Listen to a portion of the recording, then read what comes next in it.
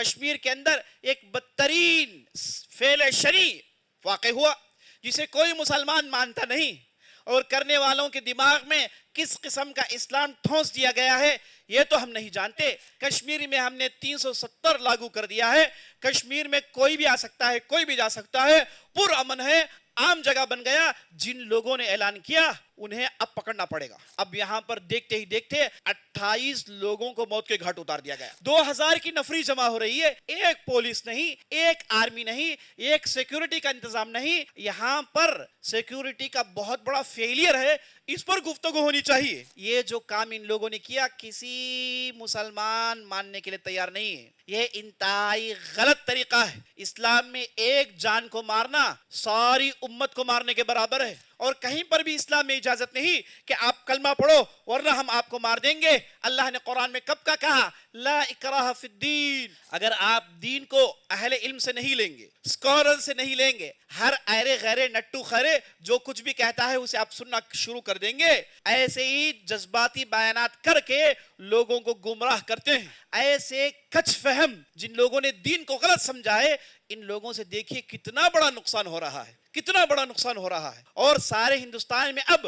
اسلام کو ٹارگٹ کیا جا رہا ہے۔ منافقین نے آ کے صحابہ سے کہا کہ بھائی آپ اس دھوپ میں مت نکلیے۔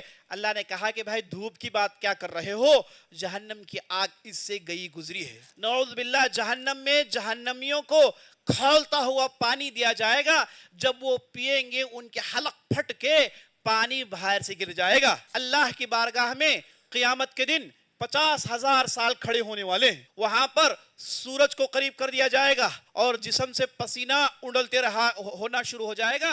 اعوذ باللہ من الشیطان الرجیم، بسم اللہ الرحمن الرحیم۔ ان الحمد للہ نحمده ونستعینه ونستغفره ونعوذ بالله من شرور أنفسنا ومن سيئات أعمالنا، من يهده الله فلا مضل له ومن يضلل فلا هادي له، وأشهد أن لا إله إلا الله وحده لا شريك له، وأشهد أن محمدا عبده ورسوله۔ يا أيها الذين آمنوا اتقوا الله حق تقاته ولا تموتن إلا وأنتم مسلمون۔ يا أيها الناس اتقوا ربكم الذي خلقكم من نفس واحدة وخلق منها زوجها وبث منهما رجالا كثيرا ونساء، واتقوا الله الذي تساءلون به والأرحام إن الله كان عليكم رقيبا۔ يا أيها الذين آمنوا اتقوا الله وقولوا قولا سديدا يصلح لكم أعمالكم ويغفر لكم ذنوبكم، ومن يطع الله ورسوله فقد فاز فوزا عظيما۔ أما بعد، فإن خير الحديث كتاب الله، وخير الهدي هدي محمد صلى الله عليه وسلم، وشر الأمور محدثاتها، وكل محدثة بدعة، وكل بدعة ضلالة، وفي رواية وكل ضلالة في النار۔ فأعوذ بالله السميع العليم من الشيطان الرجيم۔ وقالوا لا تنفروا في الحر قل نار جهنم أشد حرا لو كانوا يفقهون۔ تمام قسم کی ستائشیں و حمد و ثنا اللہ رب العالمین کے لیے ہے، جو مالک ارض و سما ہے، خالق کائنات ہے۔ لاکھوں کروڑوں درود و سلام ہو احمد المجتبی محمد المصطفیٰ صلی اللہ علیہ وسلم پر، جنہیں اللہ سبحانہ و تعالی نے سارے کائنات کے لیے رحمت بنا کر مبعوث کیا۔ میں اللہ رب العزت کی بارگاہ میں دست بدعا ہوں کہ اللہ سبحانہ و تعالی جس طرح ہمیں اس مبارک مجلس میں ان مبارک چہروں کے ساتھ اس مبارک گھڑی میں اللہ نے جمع کیا، اسی طرح ہمیں جنت الفردوس میں جمع کریں، آمین یا رب العالمین۔ اور میں اللہ سبحانہ و تعالی سے دعا کرتا ہوں کہ اللہ سبحانہ و تعالی ہماری محنتوں کو قبول فرمائے اور آنے والے ایام کو ہمارے لیے آسان کر دے، آمین یا رب العالمین۔ میں نے خطبہ مسنونہ کے بعد قرآن کریم کی ایک آیت کی ٹکڑی کی تلاوت کی. آئیے سب سے پہلے اس آیت کے معنی و مطالب دیکھ لیتے ہیں. لوگوں نے کہا وَقَالُوا لَا تَنْفِرُوا فِي الْحَرِّ، کہا کہ موسم گرما میں اللہ کے راہ میں مت نکلو.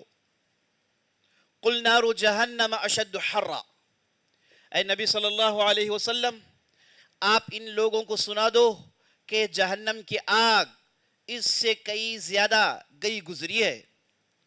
لو کانوا یفقہون، اگر یہ لوگ تھوڑی بہت سمجھ رکھتے ہوں. یہ آیت جس کا معنی آپ نے سنا، یہ اس وقت نازل ہوئی جب نبی صلی اللہ علیہ وسلم نے تبوک کی لڑائی کا اعلان کیا.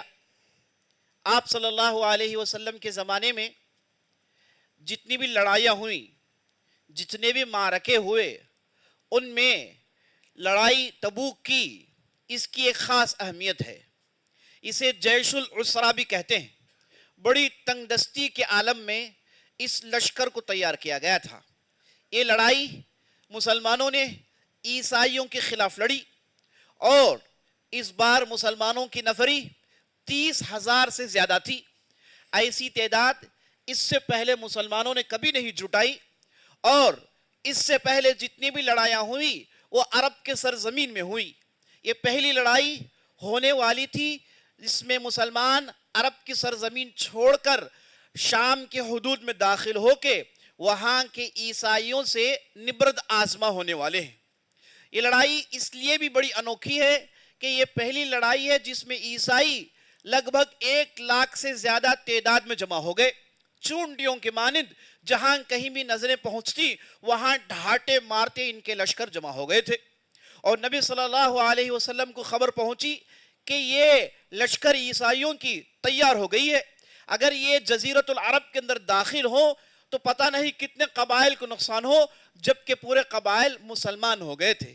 تو آپ صلی اللہ علیہ وسلم نے فوراً جنگجو نقطہ نظر سے اپنے لشکر کی تیاری کا اعلان کیا اور چند دنوں میں اس لشکر کو لے کر عیسائیوں پر حملہ کرنے کے لیے روانہ ہو گئے.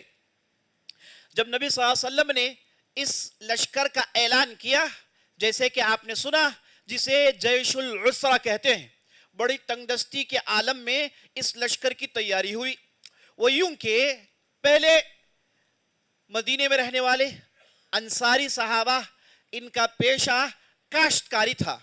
ان کے یہاں کھجور کے درخت تھے جو سمر سیزن میں تپتی ہوئی دھوپ میں یہ کھجور پکتے ہیں، اور ان کھجوروں کو اتار کر یہ سارے عرب کے زمینوں میں بیچ کر پیسے کماتے تھے. یہ ان کے لیے انکم کا بہت ہی اہم سورس تھا. اس تعلق سے یہاں پر وہ کوئی ایسا ایکشن نہیں لے سکتے جس سے انہیں آگے چل کے نقصان ہو. اور یہ جو لڑائی کا اعلان ہوا بالکل ٹھیک اس موسم میں ہوا جب کھجور کو اتارنے کا موقع تھا.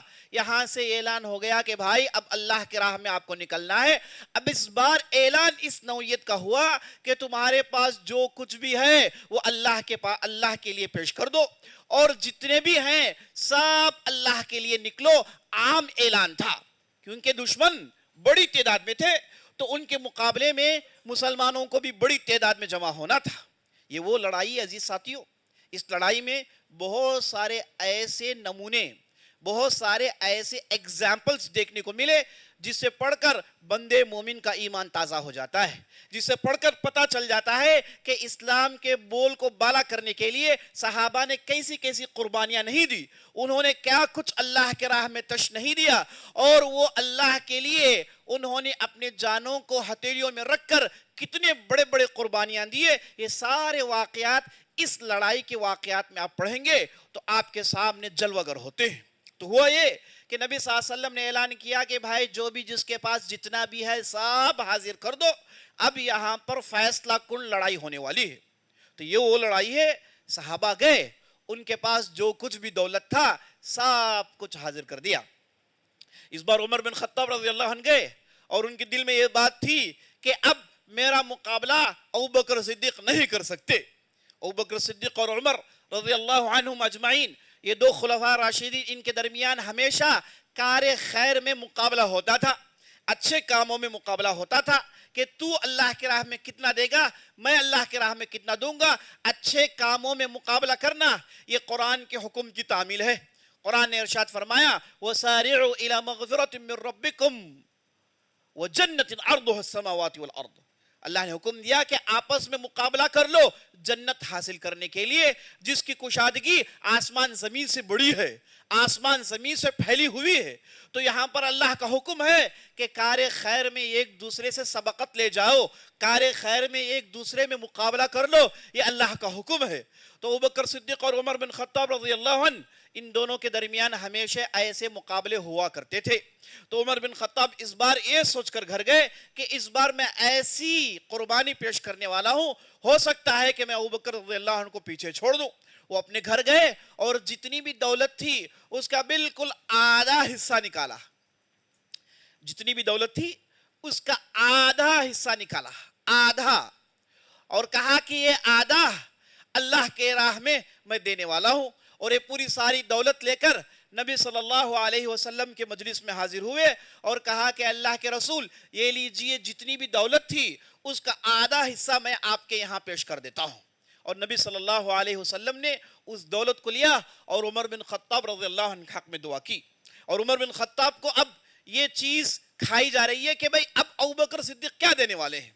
और थोड़ी देर के बाद अबू बकर सिद्दीक रज़ियल्लाहु अन्हु पहुंचे तो सारी दुनिया में सखावत की ऐसी मिसाल पेश की कि सारी इंसानियत सर पटक कर रह गई। कभी भी सखावत की ऐसी मिसाल किसी ने पेश नहीं की। और अबू बकर सिद्दीक से नबी सल्लल्लाहु अलैहि वसल्लम ने पूछा कि अबू बकर, आप अल्लाह की राह में क्या लाए हैं? तो अबू बकर सिद्दीक ने कहा, ऐ अल्लाह के रसूल, मैंने मेरे घर में अल्लाह और अल्लाह के रसूल के नाम के अलावा कोई दूसरी चीज नहीं छोड़ी है। जो कुछ भी था सब मैं इस लश्कर की तैयारी के लिए देने के लिए तैयार हो गया। इन्होंने तो पूरा माल अल्लाह की राह में दे दिया। और उमर बिन खत्ताब ने इस मौके पर कहा कि भाई इस आदमी से मुकाबला करना मुमकिन नहीं, इस आदमी से कार्य खैर में मुकाबला करना मुमकिन नहीं है। ये वो लड़ाई है। साथियों, सहाबा ने जोक दर जोक बड़ी तादाद में पहुंचे और अल्लाह के राह में खूब कुर्बानियां दी, अल्लाह के राह में खूब खर्च किया। ये ऐसे मौके बनते हैं जहां पर बंदे मोमिन को पैसे लगाने होते हैं, क्योंकि पैसे मौकों पर लगाना, हाजतमंदी के उस दौर में लगाना, इसके दर्जे, इसके सवाबात का कोई हिसाब किताब नहीं। इनका तो अजर अल्लाह ही देगा। अल्लाह चाहे 700 गुना, चाहे 7000 गुना। इसलिए देखते हैं कि ऐन मौके पर जब इन अरबों ने कुर्बानियां दी, सारी दुनिया में इनकी हुकूमत 1000 साल से ज्यादा रही। सारी दुनिया में इनकी हुकूमत रही, सारी दुनिया में अपनी तहजीब को फैलाया, सारी दुनिया में अपने दीन को फैलाया, अपनी जबान को फैलाया, क्योंकि इनके बड़ों ने लिल्लाह फिल्लाह खुलूस नीयत के साथ अल्लाह के राह में सब कुछ दिया। धन दिया, दौलत दिया, वक्त दिया, जान दिया, औलाद दिए, जितना सब कुछ था सब अल्लाह के राह में इस दीन के लिए लगाया। तो अजीब व गरीब नमूने इस लड़ाई में देखने को मिले। इस लड़ाई में एक सहाबी थे, उनकी भी ख्वाहिश थी कि वो कुछ अल्लाह के राह में दे, लेकिन उनके पास देने के लिए कुछ नहीं था। इतने कंगाल के उनके पास पहने हुए कपड़ों के अलावा कुछ नहीं था। ये आलम था इनका। लेकिन इनके बारे में आता है कि ये गए, रात भर एक यहूदी के पास मेहनत किए, उसके बाग में खिदमत की, और जब सुबह हुए तो उस यहूदी ने रात भर की मेहनत का इवज 2 दाने खजूर दिया। ये साहब वो 2 दाने खजूर लाते हैं और नबी सल्लल्लाहु अलैहि वसल्लम की बारगाह में पेश करते हैं। कहते हैं, अल्लाह के रसूल, यही है मेरे पास जो मैं आपके लिए, अल्लाह के लिए पेश कर सकता हूं।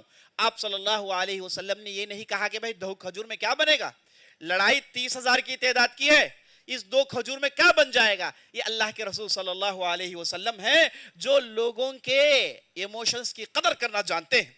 आप सल्लल्लाहु अलैहि वसल्लम ने इन 2 खजूर के दानों को नहीं देखा, बल्कि इन 2 दानों के पीछे जो ईमान छुपा हुआ है, इन 2 दानों के पीछे जो कुर्बानी का जो जज्बा छुपा हुआ है, इन 2 दानों के पीछे अल्लाह के लिए सब कुछ तश कर देने का जो जज्बा छुपा हुआ है, आप सल्लल्लाहु अलैहि वसल्लम ने उसे रीड कर लिया। आप सल्लल्लाहु अलैहि वसल्लम ने इन 2 दानों को लिया, अपने हाथों से लिया और उनके हक में खूब दुआ की और सारे माल के ऊपर इन 2 दानों को रख दिया, ताकि लोगों को मालूम हो कि अगर आपके पास कुछ भी नहीं तो आप मेहनत करके भी अल्लाह की राह में दे सकते हैं। आप मेहनत करके भी अल्लाह की राह में दे सकते हैं। ये कोई ऐब की बात नहीं है, بلکہ یہ برکت کی بات ہے. بہرحال یہ لڑائی کا اعلان ہوا تو 30,000 کی نفری، 30,000 کی تعداد یہاں پر جمع کر دی گئی. اب کسی کے پاس گھوڑے ہیں، کسی کے پاس گھوڑے نہیں ہیں، کسی کے پاس اونٹ ہیں، کسی کے پاس اونٹ نہیں ہے، لیکن سب سے چوٹی کے آزمائش کا مرحلہ آیا کہ یہاں پر کھجوروں کے اتارنے کا وقت ہے، موسم ہے. اگر یہ لڑائی کے لیے چلے جائیں، یہ کھجور نہیں اتریں گے تو 1 سال کا گھاٹا ہوگا، کیونکہ یہ سیزن کا دھندا ہے. اگر چھوٹ جائے تو پھر کمانے کا موقع پھر آئندہ ہی سال ہے، اور اگر نہیں اتاریں تو یہ پورا مال سڑ جائے گا اور درختوں کو نقصان پہنچے گا، وہ سو الگ. اب یہاں پر جو انصاری صحابہ تھے وہ تھوڑی دیر کے لیے یہ سوچ میں ملوث ہو گئے کہ بھائی یہ کیا کریں، کیسے اس پریشانی سے نکلیں. وہاں پر آئے منافقین. مدینے کے زمانے میں منافقین کی کچھ کم تعداد نہیں تھی. یہ وہ لوگ تھے جو ظاہری طور پر تو اسلام کا دعویٰ تھا، باطنی طور پر اسلام کو پسند نہیں کرتے، اسلام کو نفرت کرتے. قربانی تو دور کی بات، چھوٹی چھوٹی چیزوں سے انہیں لگاؤ نہیں تھا. اب یہ منافقین آئے جو کم تعداد میں نہیں تھے، بڑی تعداد میں تھے مدینے میں. تو یہ آئے، انہوں نے انصاری صحابہ سے کہا وقالوا لا تنفروا فی الحر، اس شدت کی دھوپ میں، اس کاشتکاری کو چھوڑ کر، ان کھجوروں کو چھوڑ کر تم جاؤ گے لڑائی کے لیے جاؤ گے تو پہلے تو سفر بڑا لمبا ہے اور کڑاکے کی دھوپ ہے، کڑاکے کی دھوپ ہے. اس دھوپ میں اتنا لمبا سفر کرو گے تو بیمار پڑ جاؤ گے، اتنا لمبا سفر کرو گے تو ہار جاؤ گے، جیت نہیں پاؤ گے. اب اس کے اوپر تجارت میں جو گھاٹا ہے یہ تو الگ بات ہے.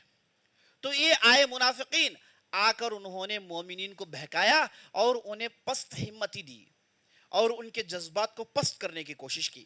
اور اللہ سبحانہ وتعالی نے انہیں منہ توڑ جواب دیا، کہا قل نار جہنم اشد حرا. اے نبی صلی اللہ علیہ وسلم، ان منافقین کو آپ جواب دیجئے، کہیے یہ کڑاکے کی دھوپ کو دیکھ کر پریشان ہو رہے ہو، یہ کہتے ہو کہ آگے نہیں بڑھ سکتے، یہ کہتے ہو کہ تجارت میں گھاٹا ہوگا، یہ کہتے ہو کہ فلاں فلاں نقصان ہوگا. اے نبی صلی اللہ علیہ وسلم آپ کہہ دیجئے جہنم کی جو آگ ہے، جہنم کی جو آگ ہے وہ اس سے کئی درجے گری گزری ہوئی ہے، اس کے آگ کا کوئی اندازہ نہیں. ایک حدیث میں آپ صلی اللہ علیہ وسلم نے ارشاد فرمایا یہ جو دنیا کی آگ ہے یہ آگ 70 مرتبہ بجھائی ہوئی آگ ہے. صحابہ نے کہا یا رسول اللہ 70 مرتبہ بجھائی ہوئی آگ کا یہ عالم ہے کہ وہ سب کو جلا دیتی ہے، سب کو جھلسا دیتی ہے، تو اللہ کے رسول جہنم کی آگ کا کیا؟ نبی صلی اللہ علیہ وسلم نے کہا کہ وہ تو اس سے 70 گنا طاقتور ہوگی، 70 گنا جہنم کی آگ طاقتور ہوگی. عزیز ساتھیوں بزرگوں، جہنم کا ذکر قرآن میں کئی جگہ آیا ہے، اور اللہ نے کبھی جہنم کے بارے میں کہا نزاعۃ للشوى، یہ لوگوں کے چمڑیوں کو ادھیڑ دیتی ہے. جہنم میں لوگ جلائے جائیں گے، نعوذ باللہ. جہنم میں جہنمیوں کو کھولتا ہوا پانی دیا جائے گا، جب وہ پیئیں گے ان کے حلق پھٹ کے پانی باہر سے گر جائے گا. جہنم میں جہنمیوں کے جسموں کو بڑا کر دیا جائے گا، جہنم میں جہنمیوں کے دانت بڑے ہوں گے، جہنم میں انتہائی اذیت ہوگی، اذیت کئی سال تک ہوتی رہے گی. اور نبی صلی اللہ علیہ وسلم نے جا بجا کہا، اور قرآن میں اللہ نے جا بجا کہا وَسَاءَتْ مَصِيرًا، جہنم انتہائی بدترین ٹھکانہ ہے. اللہ نے کہا جہنم انتہائی بدترین ٹھکانہ ہے، یہاں کی آگ انتہائی برباد کن ہے، اور یہاں کی سردی انتہائی مہلک ہے. اللہ اور اللہ کے رسول نے جہنم کی جو خطرناکیاں، جو ہولناکیاں بیان کی، عزیز ساتھیوں، اسے پڑھنے کے بعد کوئی آدمی نہیں کہے گا کہ بھائی یہ کیا دھوپ ہے. تو یہاں پر منافقین آئے اور انہوں نے مومنین کو بھڑکایا، کہا کہ کڑاکے کی دھوپ ہے مت نکلو، اور اللہ نے جواب دیا. یہ منافقین کے ان بھڑکاؤ بھاشن کو دیکھ کر مجھے آج ہمارے معاشرے میں بعض ذمہ دار جو بھڑکاؤ بھاشن دے رہے ہیں وہ یاد آ رہا ہے. ابھی تو ہم نے دیکھا کشمیر کے اندر ایک بدترین فعل شنی واقع ہوا جسے کوئی مسلمان مانتا نہیں، اور کرنے والوں کے دماغ میں کس قسم کا اسلام ٹھونس دیا گیا ہے یہ تو ہم نہیں جانتے، لیکن ہم اتنا کہیں گے کہ یہ جو ہندوستان کے گرہ منتری ہیں، ہوم منسٹر ہیں، جنہوں نے جہاں کہیں بھی وہ گئے انہوں نے یہ اعلان کیا کہ کشمیر امن میں ہے، محفوظ ہے، کمپلیٹلی سیکیور ہے، صاحب جا سکتے ہیں، سارے لوگوں کو بلایا، اور اس کے بعد کوئی سیکیورٹی کا انتظام نہیں۔ یہ جو پہلگام ہے، پہلگام، یہاں پر یہ پہاڑی ہے، یہاں پر کہتے ہیں کہ 2500 کے لوگ جمع تھے، سب قدرت کے نظاروں سے لطف اندوز ہو رہے تھے، اچانک گولی برسانے والے نکل آئے، کہتے ہیں کہ وہاں پر ایک پولیس والا بھی نہیں تھا، ایک آرمی بھی نہیں تھا، بچانے کے لیے ادھر کوئی فرد نہیں تھا۔ اب سوال یہ پیدا ہوتا ہے کہ سارے ملک میں گھوم گھوم کے یہ اعلان کیا گیا کہ امن آ گیا کشمیر میں، کشمیر میں ہم نے 370 لاگو کر دیا ہے، کشمیر میں کوئی بھی آ سکتا ہے، کوئی بھی جا سکتا ہے، پر امن ہے، عام جگہ بن گیا۔ جن لوگوں نے اعلان کیا انہیں اب پکڑنا پڑے گا، انہیں پوچھنا پڑے گا کہ بھائی کس بنیاد پر تم نے کہا، یہاں پر پورا سیکیورٹی کہاں انتظام کیا؟ اب یہاں پر دیکھتے ہی دیکھتے 28 لوگوں کو موت کے گھاٹ اتار دیا گیا، اور ایک بہت بڑا ہندوستان کے سیکیورٹی پر حملہ ہے عزیز ساتھیوں۔ اور اس کے باوجود ہم یہ دیکھتے ہیں کہ ایک مذہب کو ٹارگٹ کیا جاتا ہے اور ایک مذہب کو کہا جاتا ہے کہ ان لوگوں نے مارا۔ ان ظالموں کو یہ بھی جان لینا چاہیے کہ جب حملہ ہو رہا تھا وہاں پر جو بھی لوگ تھے، مسلمان ہو کہ غیر مسلمان، انہیں بچا کر نیچے اتارنے والے وہیں کے مسلمان تھے۔ اور اس دوران ایک صاحب جن کا نام عادل حسین شاہ تھا وہ بھی قتل کر دیے گئے، وہ بھی ان گنڈوں اور ان درندوں کے خلاف انہوں نے بھی آوازیں اٹھائی، لڑائی کرنے کی کوشش کی، اور اس کے بعد اسی لڑائی میں انہوں نے اپنا جان دے دیا۔ تو یہاں پر ہم یہ دیکھ رہے ہیں کہ عجیب و غریب ماحول پیدا ہو گیا ہے۔ کرنا تو یہ چاہیے تھا کہ بھائی سیکیورٹی کیوں ٹائٹ نہیں؟ جن لوگوں نے سیکیورٹی نہیں دیا انہیں پکڑنا چاہیے تھا۔ 2000 کی نفری جمع ہو رہی ہے، ایک پولیس نہیں، ایک آرمی نہیں، ایک سیکیورٹی کا انتظام نہیں۔ یہاں پر سیکیورٹی کا بہت بڑا فیلئر ہے، اس پر گفتگو ہونی چاہیے۔ لیکن اس کے باوجود ہم دیکھتے ہیں کہ سوشل میڈیا میں، گودی میڈیا میں ہم یہ دیکھتے ہیں کہ ایک مذہب کو ٹارگٹ کیا جاتا ہے، کہا جاتا ہے کہ دیکھو یہ لوگ کیسے اپنے دین کو پھیلانے کی کوشش کر رہے ہیں، دیکھو یہ لوگ کیسے لوگوں پر زبردستی کر رہے ہیں۔ یہ جو کام ان لوگوں نے کیا کسی مسلمان ماننے کے لیے تیار نہیں ہے، یہ انتہائی غلط طریقہ ہے۔ اسلام میں ایک جان کو مارنا ساری امت کو مارنے کے برابر ہے۔ کسی بھی شریعت میں، کسی بھی عالم نے، کسی بھی فقہ کتاب میں اسے جائز نہیں قرار دیا کہ آپ رینڈملی جسے چاہے ماریں، رینڈملی جسے چاہے قتل کریں، جس پر چاہے ہتھیار چلائیں، اور کہیں پر بھی اسلام میں اجازت نہیں کہ آپ کلمہ پڑھو ورنہ ہم آپ کو مار دیں گے۔ اللہ نے قرآن میں کب کا کہا لا اکراہ فی الدین قد تبین الرشد من الغی، اللہ نے کہا کہ دین کے معاملے میں زبردستی نہیں۔ یہ نبی صلی اللہ علیہ وسلم کی پوری تاریخ آپ کے سامنے ہے، نبی صلی اللہ علیہ وسلم کی پوری سیرت آپ کے سامنے ہے۔ بتائیے کہ نبی صلی اللہ علیہ وسلم نے کسی ایک فرد کو یہ کہا ہو کہ لا الہ الا اللہ کہو ورنہ ہم تمہارے گردن کو مار دیں گے؟ ایک بھی مثال نہیں ملتی، یہ شریعت ہے ہی نہیں۔ اب معاملہ یہ ہے کہ بعض لوگوں کو غلط اسلام سمجھا دیا گیا ہے، اور یہ عام طور پر عزیز ساتھیوں، بزرگوں، یہ جمعے کے موقع پر میں پیغام آپ کو دینا چاہتا ہوں کہ آپ اگر اہل علم سے کٹیں گے، اگر آپ دین کو اہل علم سے نہیں لیں گے، سکولر سے نہیں لیں گے، ہر ایرے غیرے نٹو خیرے جو کچھ بھی کہتا ہے اسے آپ سننا شروع کر دیں گے، ایسے ہی جذباتی بیانات کر کے لوگوں کو گمراہ کرتے ہیں۔ اور ہم نے ہمارے معاشرے میں ایسے نوجوانوں کو بھی دیکھا جو بدکی باتیں، پاگلوں کی بات کر رہے ہیں، یہ بھول گئے ہیں کہ وہ ہندوستان میں ہیں، یہ بھول گئے ہیں کہ وہ ایک سیکولر معاشرے میں رہتے ہیں۔ ان تمام چیزوں کو بھولا کر وہ بہکی باتیں کرتے ہوئے ہم نے خود سنا ہے ایسے نوجوانوں کو۔ تو اس کی وجہ یہ ہے کہ انہوں نے علم سے اپنے آپ کو روک لیا، اہل علم کے پاس جانا انہوں نے روک دیا۔ یہ ایسے لوگوں کو آپ جوڑ کے چیک کیجئے، ان میں سے آپ کو ایک بھی عالم نہیں نظر آئے گا، ایک بھی دین پڑھا ہوا نظر نہیں آئے گا۔ اس نے پتہ نہیں 2-3 کتابیں پڑھ لی اور اس کے بعد فتوے کا بازار گرم کر دیا۔ ایسے کچھ فہم جن لوگوں نے دین کو غلط سمجھا ہے، ان لوگوں سے دیکھیے کتنا بڑا نقصان ہو رہا ہے، کتنا بڑا نقصان ہو رہا ہے۔